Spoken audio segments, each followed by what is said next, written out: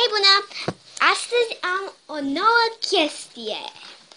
Abia ce a venit mama mea de la serviciu și mi-a dus încă un set Playmobil cu de 16 lei aproape, de la Sex, mă rog. După cum se vede, este mama și copii. Ok, sunt foarte curioasă să vedem cum este înăuntru. Pentru că n-am avut cu mama și copii, am avut. Ok, avem desigur hârtiuța care e diferită, să vedem, mă rog, nu știu cum e această hârtiuță, e cu animale, mă rog, mai multe și plaja, da, mai multe colecții și aceasta este figurina, am adus să aduc ceva să desface. Ok, am adus o foarfecă cu care să desfacem, pe unde, aici, cred că se poate desface.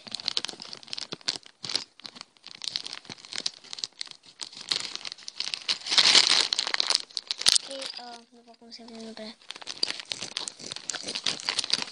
Ok, l-am desfăcut. Acum, după cum se vede, avem acest. Avem mai multe, se vede. Uitați, bebele. Cel mic. Ai, ce drăguț e ăsta mic! Uitați, foarte drăguț ăsta mic. Băiatul mai mare.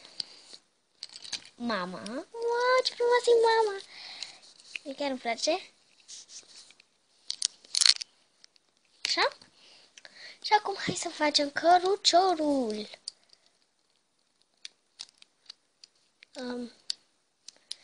Ok, asta aici și băgăm, cred că și pe asta aici.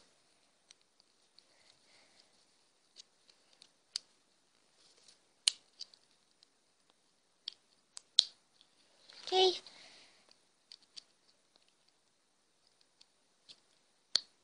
Ok, așa. De asta aici.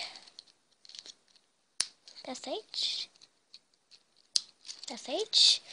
Ok, și copilul cel mic care vine aici. Ok. Mama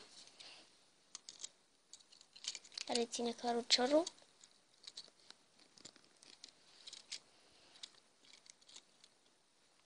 Ok.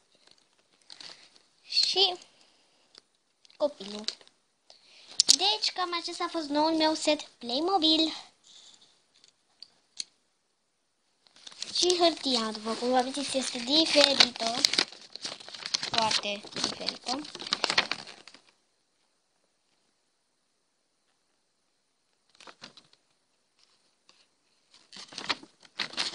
Și pe spate. Ok. Deci acesta a fost noul meu set Playmobil. Cred că acesta... nu știu, din câte am înțeles are costum de baie, mă rog. Nu știu sigur cum vine. Și asta a fost noua mea jucărie. Sper că v-a plăcut. Să nu uitați de like, comment și subscribe. Și noi ne revedem data viitoare la un nou videoclip. Bye!